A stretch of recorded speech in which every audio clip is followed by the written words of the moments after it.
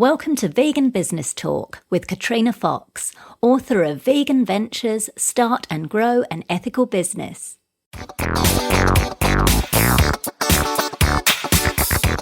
Hello and welcome to episode 26 of Vegan Business Talk.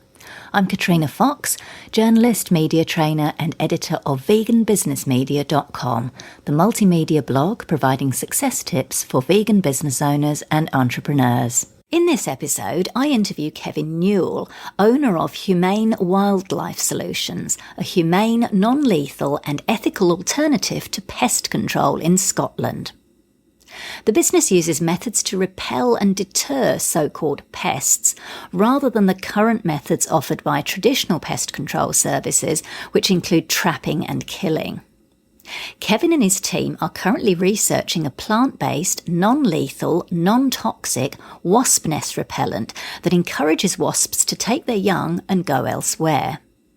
They've also discovered what may be the world's first plant-based pesticide that's likely to be cheaper as well as good for people, animals and planet, and they're currently seeking funds to continue this research and testing.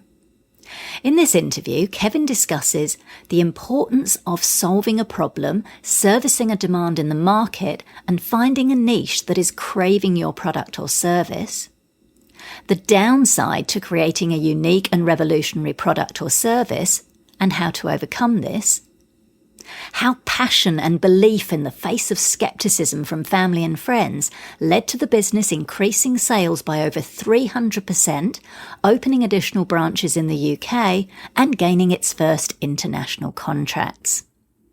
The importance of testimonials and word-of-mouth referrals, how partnering with non-profit organisations can help your business, and much more.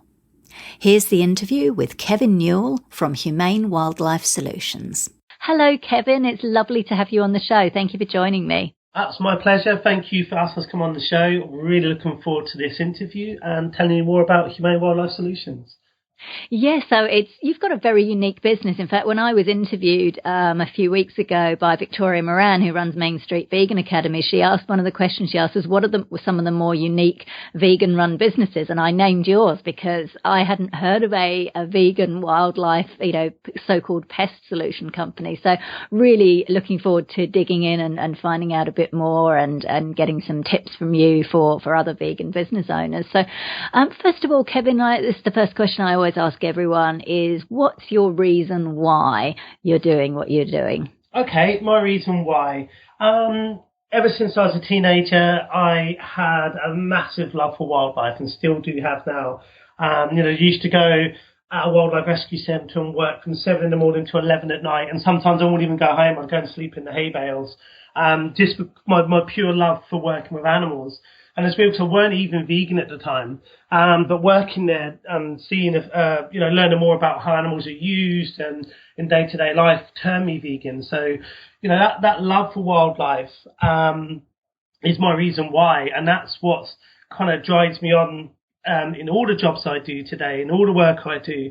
And I even have a joke with my clients when I go and see them that I don't see them as the clients. I see the wildlife as my client. So when I'm doing my work, I always do it for the best I can for the animals which are causing conflict for people. So, my reason why is my love of wildlife and being there to help animals who are in conflict with people.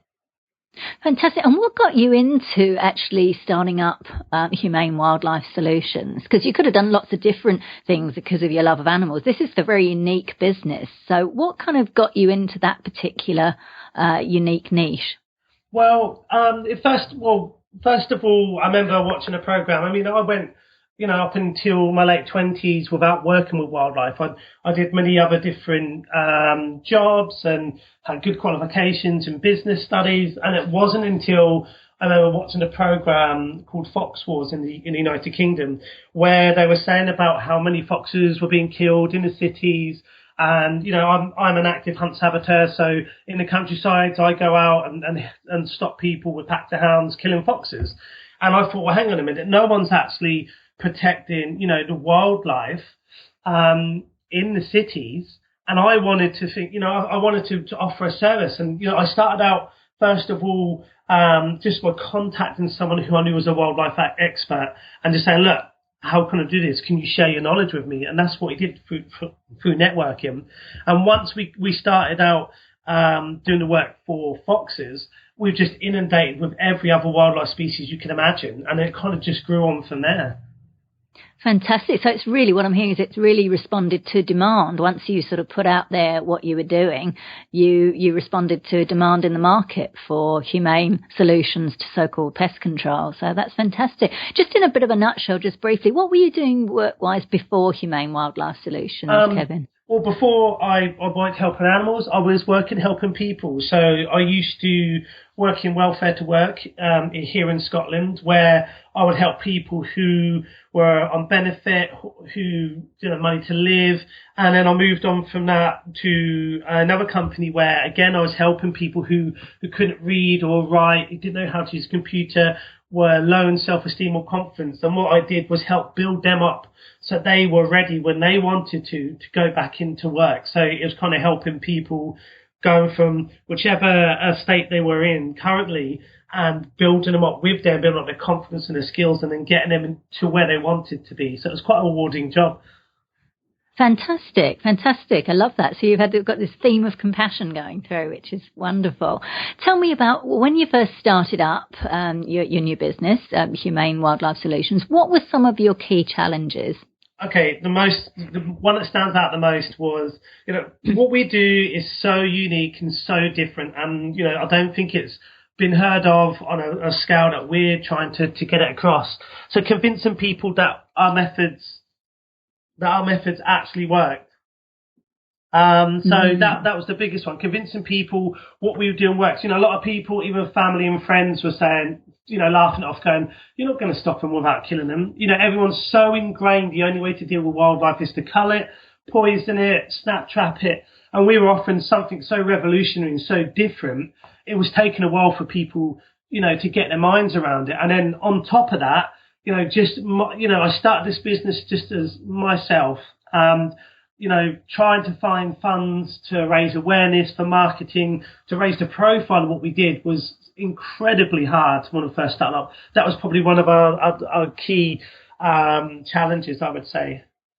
And how did you overcome that? Because now, you obviously have built a profile and I know that you're busy. So what was the tipping point? Was it just a case of kind of keep doing what you're doing so that more and more people listened? Or can you give us a few tips of how you actually overcame that challenge? Yeah, well, I let my work do the talking, as to say. So when people gave me a chance, I went out there, did my job and shooed people that actually worked. And, once I did that, and once I got quite a few jobs under my belt and people started speaking, going, this guy's actually doing a good job. What he actually says, yes, it sounds mad, but it actually does work. And slowly I convinced people. And, I kept on believing. And that's one thing when you start a new business. Don't expect everything to be glorious and magnificent and everything goes great from the beginning.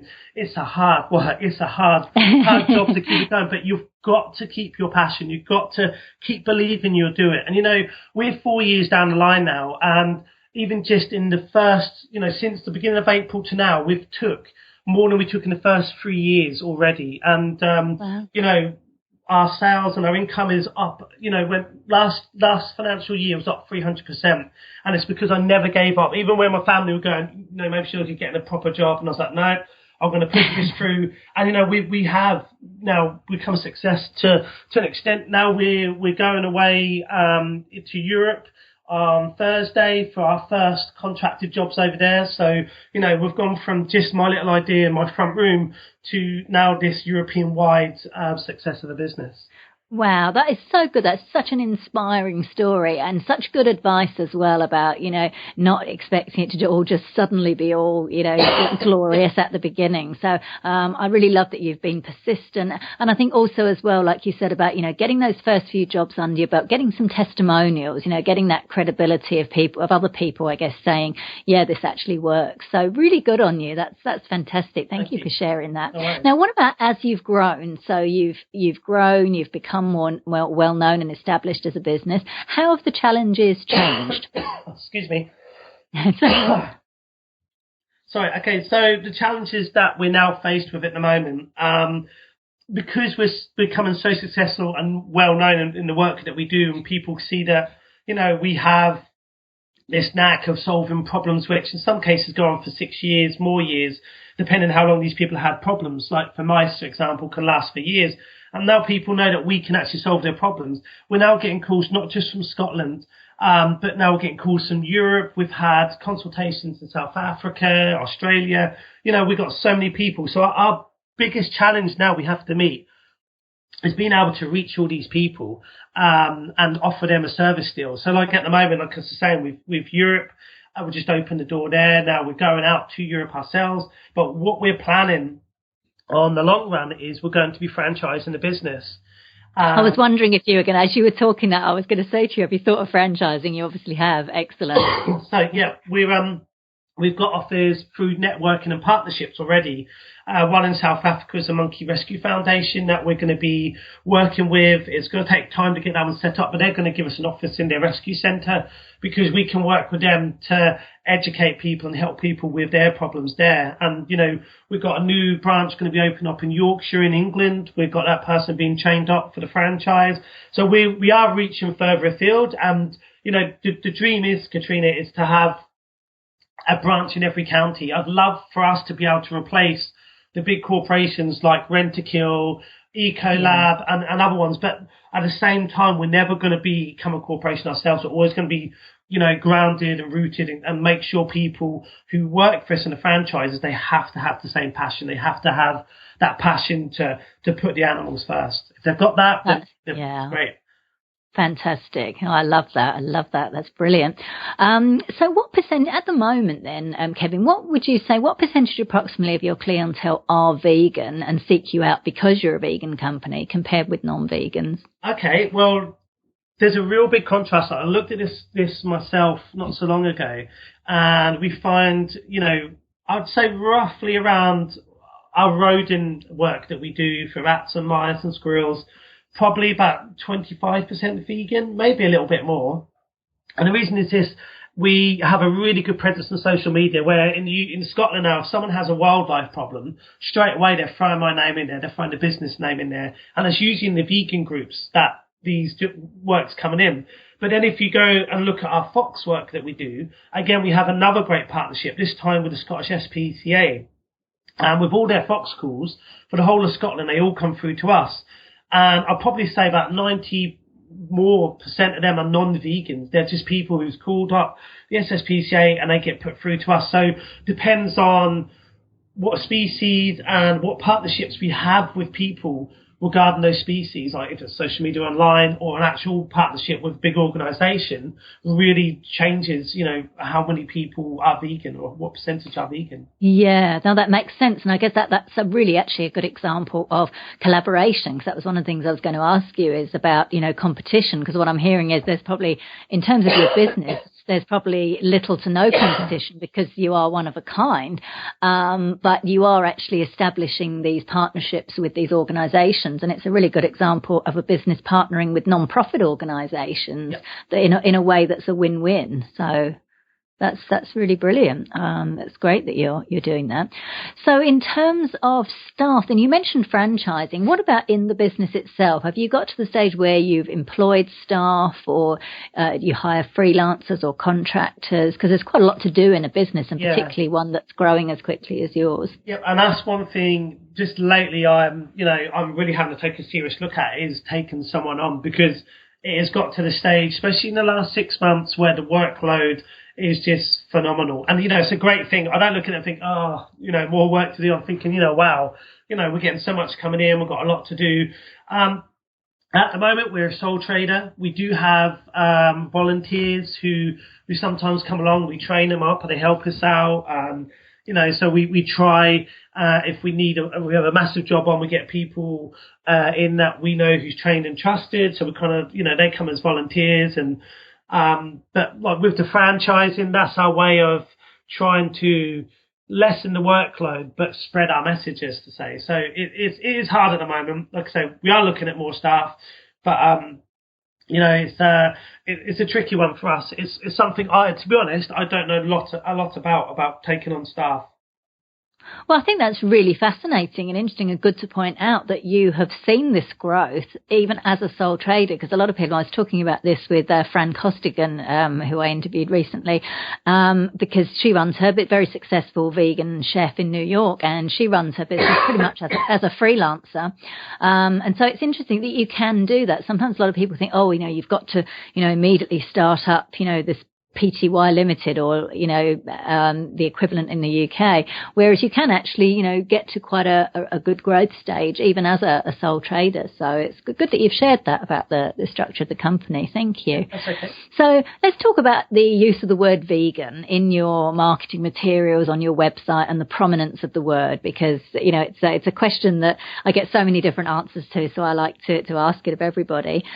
What's your take on it? Some people say, oh, vegan, it's a bit of a scary word, and others say no, we should use it and get it more prominent in the lingo and in the culture. So how do you use it, and to what extent? Tell us about that. On our online social media presence, we do use the word vegan in our tagline. So one of our taglines is, we're the only non-lethal, ethical, environmentally friendly vegan alternative to pest control in the UK. That's one of the taglines we do use.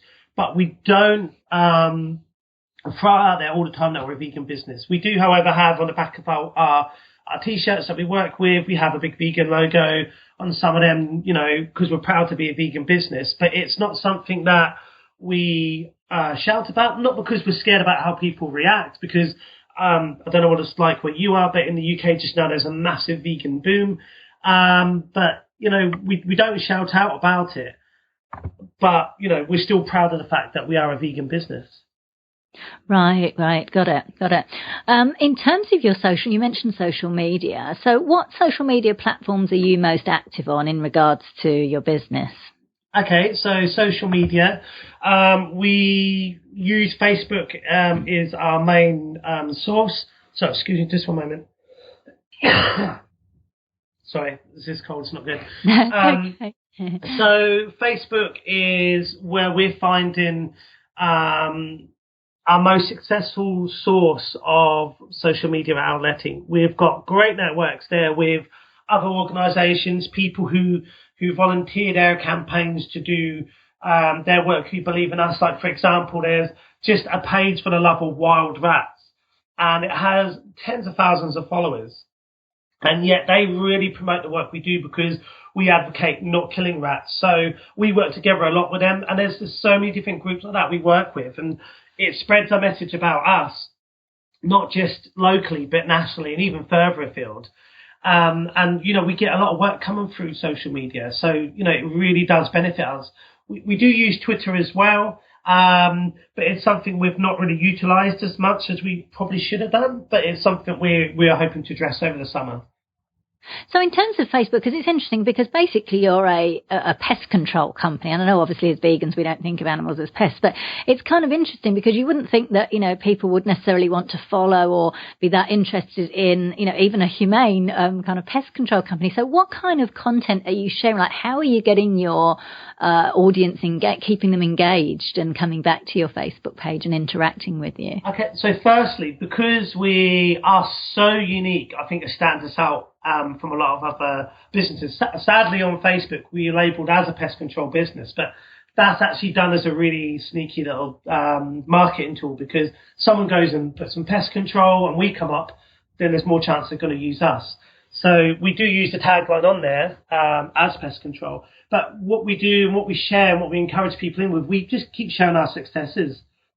We shared the videos when we worked at the Commonwealth Games in Glasgow of me sitting there with a fox cub and me and this fox cub sitting next to each other on a sunny day on a step outside the athletes' dining hall, and just things like that. So we like to share our love for wildlife, but we're also on social media. We like to share other grassroots campaigns which help wildlife and veganism and all different other issues. So we'll share things on stop badger culls, or, support and hunt saboteurs, because as a business, we're not afraid to tell people what we believe in. Fantastic. I love that. That's a really good example of that. And I love that you're sharing your success stories, and particularly with imagery. Like you say, even when you said that, I kind of had a mental picture of you with the fox, because people love that. They love seeing pictures of people with animals. So I really like the way you've tied that into your business to make your content engaging, rather than just, hey, this is what we do by our services, which is what a lot of businesses, often fall into the mistake of doing. So I really like that you've shared that you're using stories and success, and like you say, taking a stand and sharing your passions to keep people coming back, and that actually leads to business, which is brilliant. That's great. Now, you've also been featured in some media as well, I believe, Kevin. And I know when we initially spoke, when we did the interview for the book, you'd done some radio and some media. How important has this been in terms of raising your brand awareness as well as generating leads and sales? Okay, yeah. So we've done we've done loads of. We've been on radio in America. We've been radio locally in Scotland, nationally in Scotland, and nationally in the UK. But it's really weird. I find with radio, it's more of a short impact, so people remember it just quickly. So within the following days, weeks from that, you get people, maybe messaging or liking your site. But if it's printed media, magazines, newspapers, I had a case where nearly 2 years later down the line, these people remembered the news story and got in touch for our help. And I was like, oh, how did you come across us? And I thought, well, I remember the newspaper story. I don't know if there's some kind of link there, but from what we experience, look, radio is great for instant impact, whilst printed media so far, from what we've learned in the years been running, is something that really hangs in there long term. I don't know, because maybe it's a physical thing that they can get their hands on and keep somewhere, or I'm not sure the reason why, but that's how it kind of pans out for us. Fantastic. And that's obviously led to work for you. Oh yes, we've had lots of work coming in, especially through the printed media. We had an article done in the National Cat magazine in the UK. We had quite a few follow-up calls from that, people needing advice, people wondering what they can do. And it was great, generating that interest and helping people, again, with their wildlife problems. And how did you get that media coverage, Kevin? Did you approach media yourself? Did you use a publicist or PR firm? Or did simply being out there, say on social media, the media come to you? I usually find the media come to us. We get lots of calls from people, be it from the radio. All the radio people have contacted us. All the newspaper people, they've contacted us as well. So we don't have a publicist or PR firm we work with. We simply, when people look up if there's a fox problem or there's a fox news story, and they type in Scotland fox expert, we usually come up first, so they get in touch, and we're more than happy to calm down whatever story that they're going on about and give them good advice on how to help. That's really good. And I think that's a really excellent example of being the go-to expert in your field, of being so niche and so specialised that, like you say, when journalists are looking for a source, you're the one that comes up, which is what we want vegan business owners to do, because it's a great way, as you know, of getting free coverage, basically free publicity, which is brilliant. So that's great. So, Kevin, for those who aspire to running a business and running it on ethical vegan principles, but at the moment they're working in a job, they've perhaps never been self-employed or run their own business, what would you say are, in your opinion, what are the key things they need to take into account before making that leap from employed to self-employed? Okay, well, again, from a personal perspective, and this is what I recommend to anyone who contacts me wanting to maybe run one of our franchises. First of all, you've got to do as much research as you can. You have to know what you're going into. You need to know, what other businesses out there, the competition. You've got to build yourself such a great business plan that covers for everything. And, once you've got all that information to hand and you have a really good business plan, you can use that as your guide to make your way through your business journey, because a business plan should always be evolving. It's never just a plan that you have and that's it. It should evolve all the time along with the business. But researching the market you're going into, the competition, the need for your service or your product is so important. And another thing as well, I would always say, when you're starting your own self-employed business, if you've got a full-time job at the moment and you can balance the two for a short period until your business starts making money, stick both out, because that way you're not going to get the extra stress of we're not making money just now. What am I going to do? We're running out of money. But if you have a job already, try and do them alongside each other, so you've got that financial security as well, which then you can plough that into your business to help it go even faster, being a success. Did you do that, Kevin, yourself? No, sadly I didn't. I was out of work at the time. If I'd have thought of it earlier, then probably I would have done. But I didn't have that luxury. But that's why I say other people, if you do that. Cool, excellent. Oh, that's great. Now, let's go on to mindset. So if we're talking about, running a business, and you mentioned earlier, the need to not to give up, to be persistent. And that's something a lot of vegan business owners have said, is essential. Obviously, running a business, in some ways, it's the biggest form of personal development because it forces you to grow as a person. Are there any specific strategies or techniques that you use to ensure a strong mental and emotional well-being as a business owner to get you going, keep you going, through the challenging and the difficult times? Well, first of all, you've got to have time out. I mean, as much as you love your business, as much as you've got so much work to do, if you don't take a step back and time out to enjoy the successes of your business, you're just going to burn out. And if you reach that stage, it's going to take longer to recover. You have to give time for yourself, time for your loved ones, time to enjoy what you love to do. The business will, it's not just, if you take a day off, it's not going to fold. You have to get that time out. But also, one of the things I find about the business, and this is a lot of people say this about myself and my business, is that I'm passionate about what I do.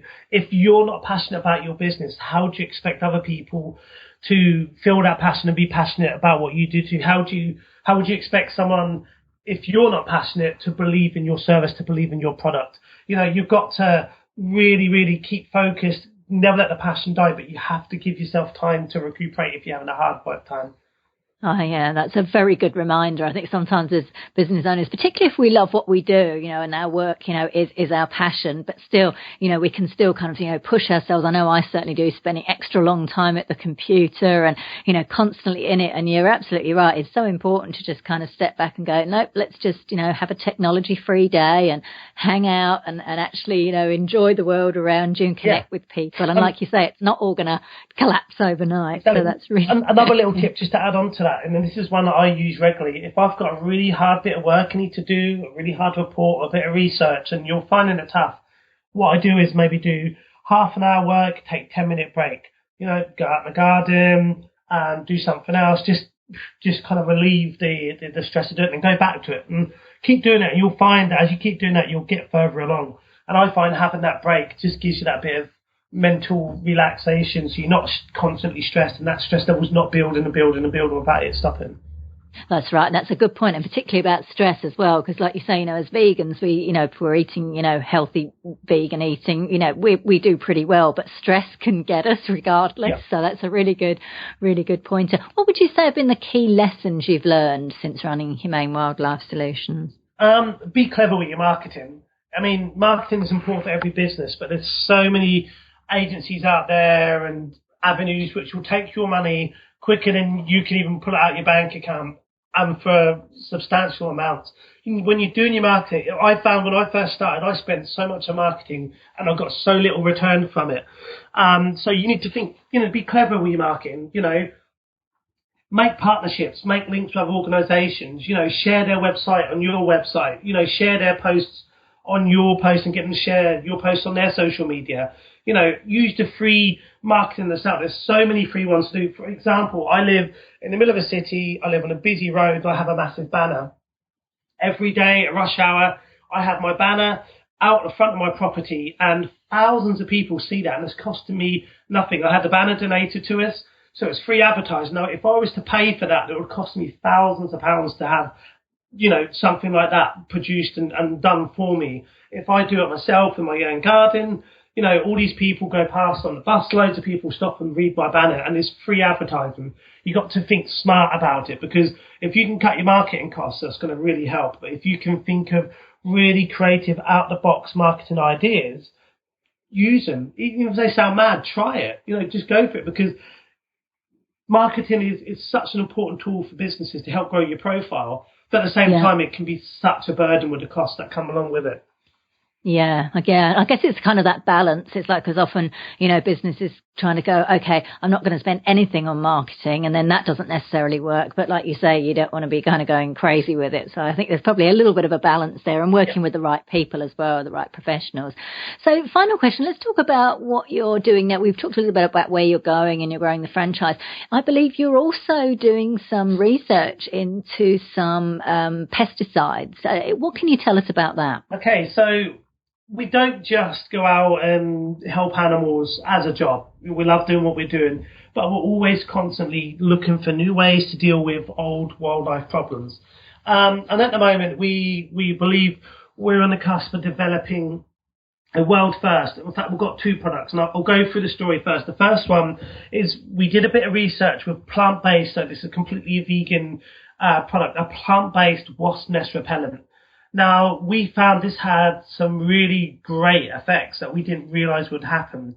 But we're thinking now we can tweak these to make the world's first wasp nest repellent. This is just simply using a certain plant compounds. And, the idea is you spray it on the nest and the wasp leaves. There's no need for poison, the toxic sprays you get to deal with wasps. This would simply encourage the wasp to abandon the nest, take their young and go elsewhere. Off the back of this, just nearly by pure accident, we stumbled onto something which we believe could be the world's first plant-based alternative to pesticides. Again, just using plant compounds and nothing else. If we can get the research done and the funding we need for this research, it will not just be better for the environment, for wildlife, for the plants, for people.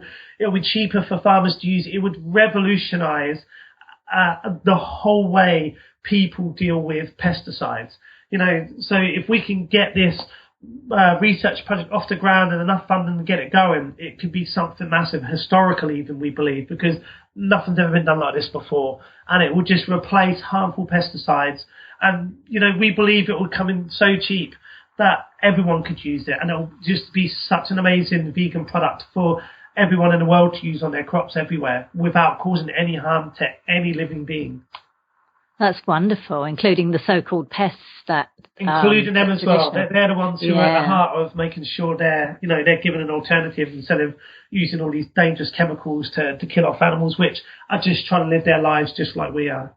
Exactly. Well, I love that you're doing that, because like you say, getting products that are good for people, are not poisoning us, not poisoning others, good for animals and good for planet is really the way to go. And it's exciting times. So we will certainly, we do a vegan business news roundup at the end of each podcast, Kevin. So do keep us up to date with that and we'll report on your progress. Thank you so much for joining me today. It's been a pleasure talking to you. You've got such an innovative, business, and I'm so pleased that it's growing, and I'm really looking forward to seeing you expanding and growing. So thank you again for joining me today, Kevin. Thank you. So that was Kevin Newell from Humane Wildlife Solutions. You can find out more at humanewildlifesolutions.co.uk. And that link is on the show notes page at veganbusinessmedia.com/podcasts. Now for our Vegan Business News Roundup. The team behind Sticky Fingers Bakery in Washington, D.C. has opened a new eatery called Farewell, reports the Washington Post.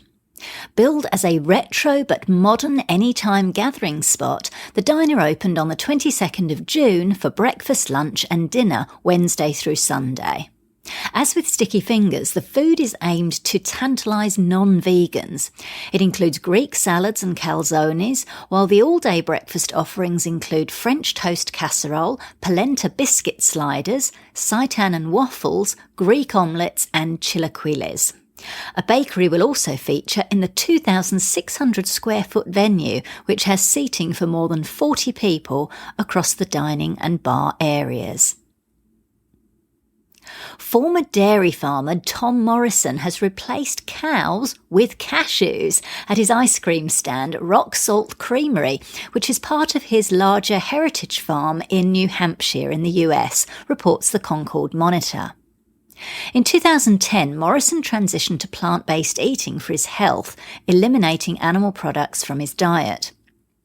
At the same time, he started experimenting with coconut and almond-based ice cream. 6 years later, Morrison's shop is a combination of health food store and ice cream stand, offering raw legumes, seeds and grains, along with health books. The ice cream is made on the spot in a large nitrogen tank. Traditional flavours such as strawberry and chocolate accompany more out there offerings such as carrot or lemon basil. And what's particularly interesting and relevant for those of you based in a rural area or considering a move to this kind of setting, Morrison thought that making a vegan product way out in the middle of rural New Hampshire might be a risk, but it's actually been a huge success, with demand for the vegan products continuing to grow. What a fantastic story. I love hearing about former animal farmers who move into plant-based foods because it gives hope that anyone can change. You may remember in last week's episode of Vegan Business Talk, I reported on an Australian hospitality magazine's article highlighting the business reasons for restaurants to include more vegan options on their menus. This week, another hospitality magazine, this one in the UK, has run a similar article, leading with the headline that restaurants are missing out on 500,000 diners. Big Hospitality uses recent data from the Vegan Society on the increased numbers of vegans in the UK as the hook for the story.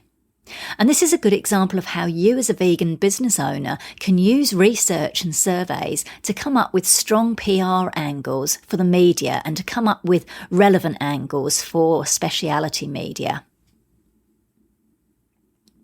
San Diego's Plant Power Fast Food has launched a new breakfast menu, reports latest Vegan News. Until now, it only provided lunch and dinner.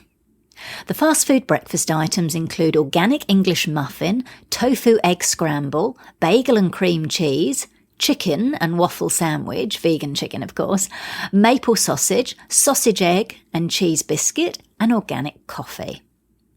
The menu will be available from 7 a.m. till 11 a.m. at Plant Power's first location at Sunset Cliffs Boulevard.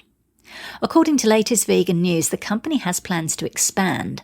Starting with a location in Encinitas, California in early 2017, Plant Power plans to become a regional chain over the next 2 years before going national.